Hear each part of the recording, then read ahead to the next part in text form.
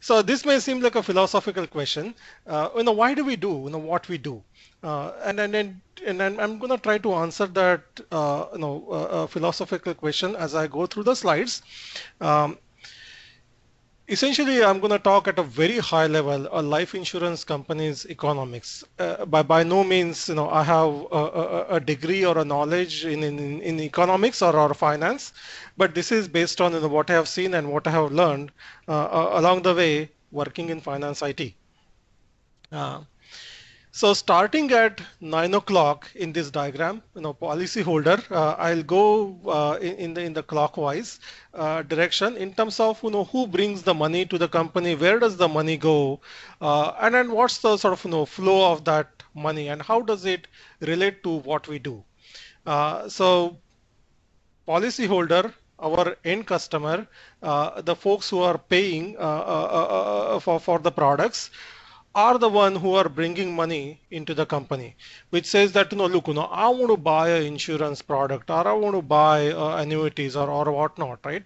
A wealth management product, and this policy holders money comes into our company, or any insurance company. Insurance moving to next block in a clockwise direction. uh, Insurance companies invest that money, right?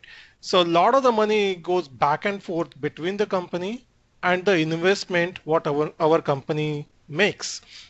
uh, and depending on the need of our insurance company, we do divest, we do bring money back from our investment.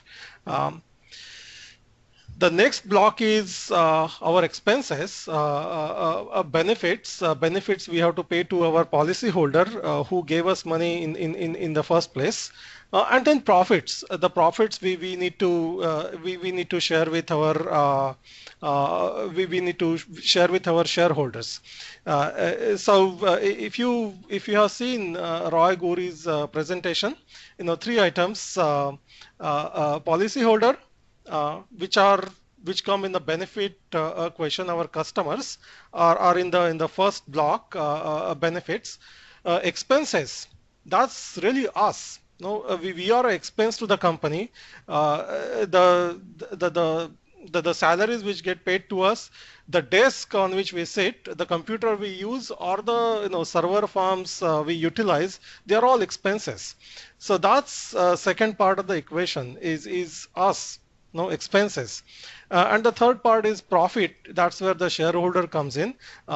So folks who have bought shares of our company do need to reap some profit, and that's where the profit goes. And the last block, which is generally a lot of people do not see, is the reserves. Insurance companies do need to hold reserve, and that's a very large chunk of our economics, is the reserves of insurance companies. Uh, and again, the money goes back and forth in reserves. We do add money to reserves, and I'll tell you why. And then we take money out of reserves, essentially to give back the benefit to policyholder. So moving to very basic accounting equation which applies to a public insurance company, which is what we are, is asset, and this is a algebraic equation. So no matter what, you have to balance it. When one side goes up, other side how to change. There is no choice. Um, so that equation is asset, which is equal to liabilities plus capital and surplus. And liabilities are, for an insurance company, to a most degree are in reserves. Uh, so study by Loma has suggested that insurance companies' liability reserves account for 75% of a liability of an insurance company. So it's a fairly large chunk, which is in fairly large chunk of liabilities are reserves.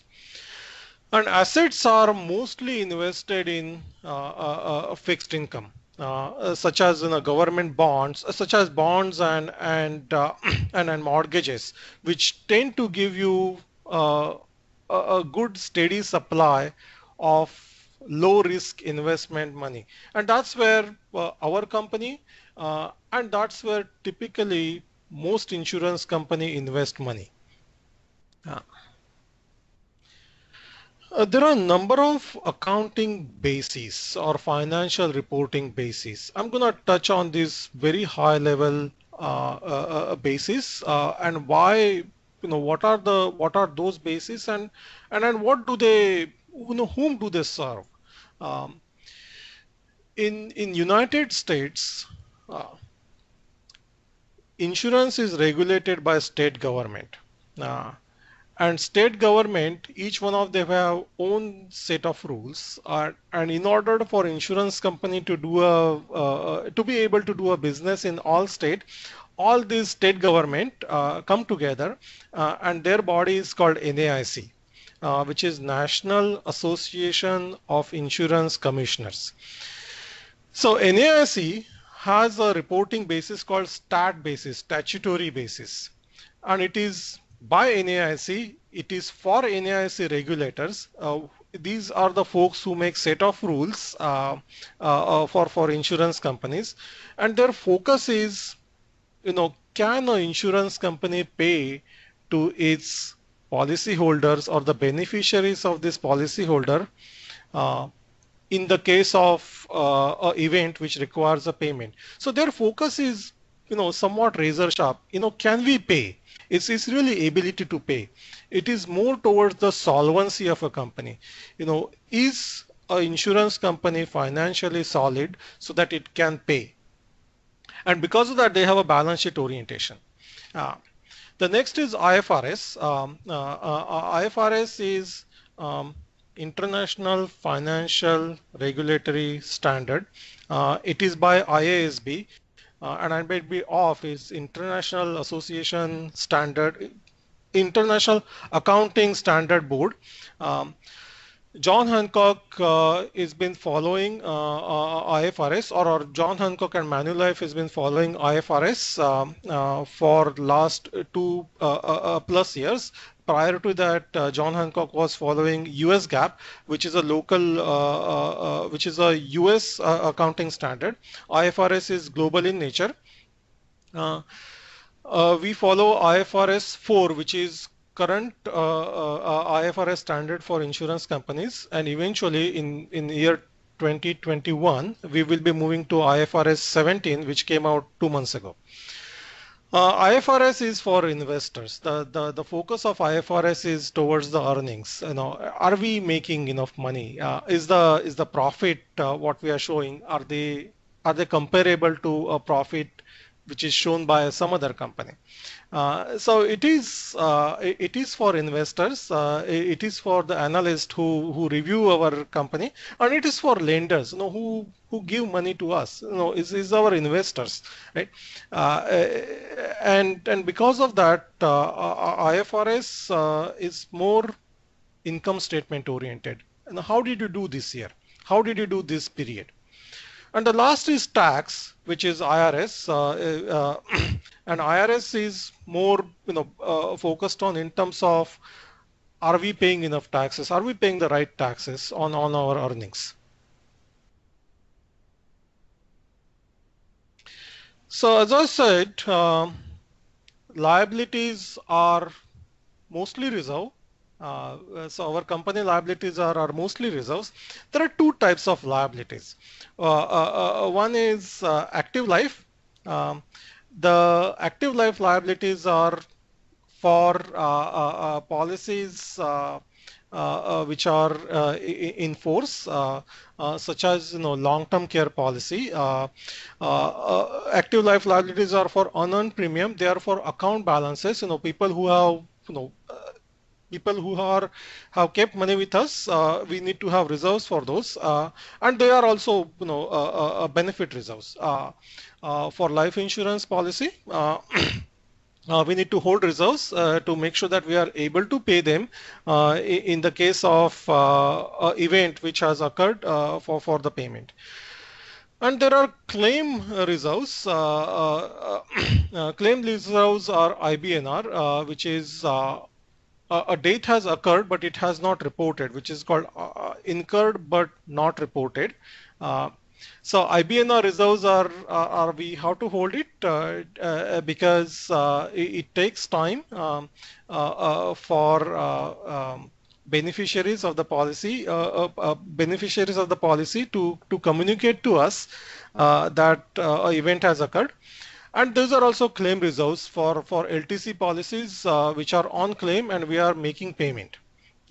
So reserves fall in two categories: active life and claim reserves. So I got 6 minutes left, and I'm gonna run through this slide really fast. In general, reserve computation is done based on two very broad principle.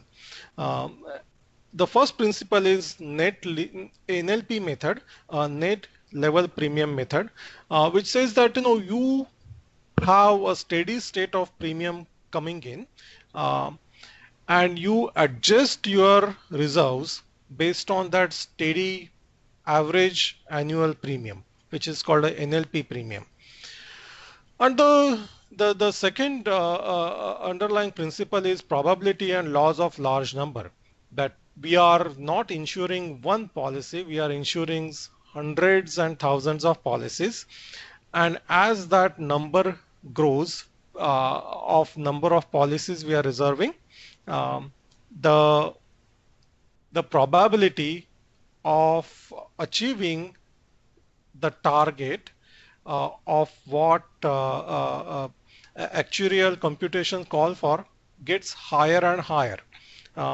Nevertheless, it's an estimate, but that estimate becomes more and more accurate. So if you have two policies, the estimate is going to be much lower versus if you have 200,000 policies. The estimate is going to be much more accurate than what you would have with two policies. So the way again at a very high level, the reserve computation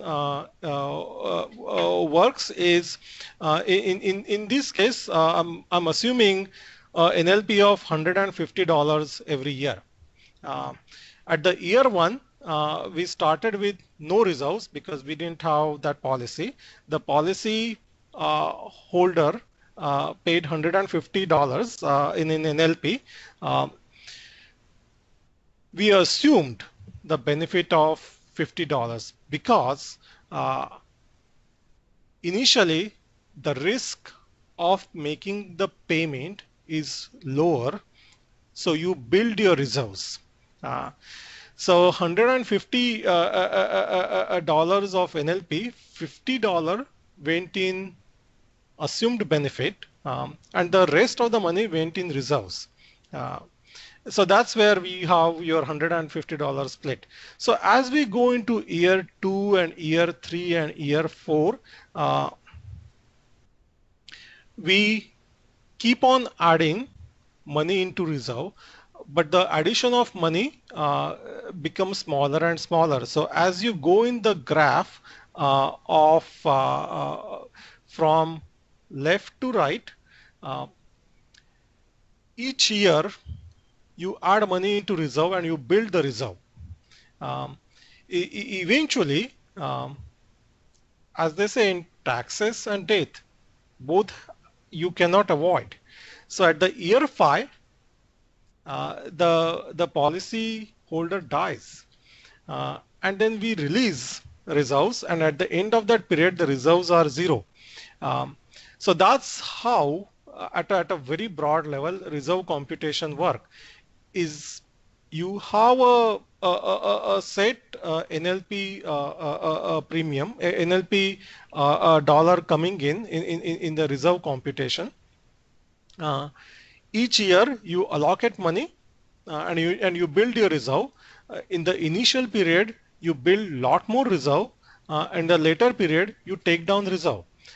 So in the graph, on the left side of the graph, you're growing reserve, and on the right side of the graph, you're taking down reserve, and eventually for each and every policy, you start with zero reserve and then you end with zero reserve.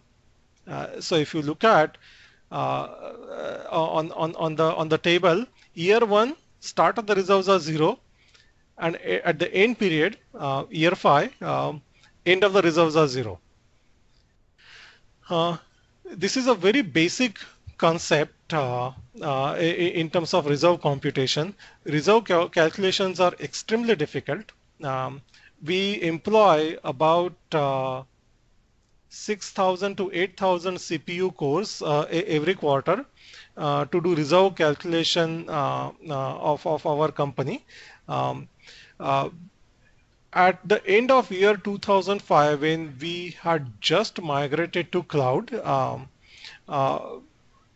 we increased our computing capacity so much that finance single-handedly uh, capped Manulife, single-handedly reached the cap of Manulife's Azure subscription.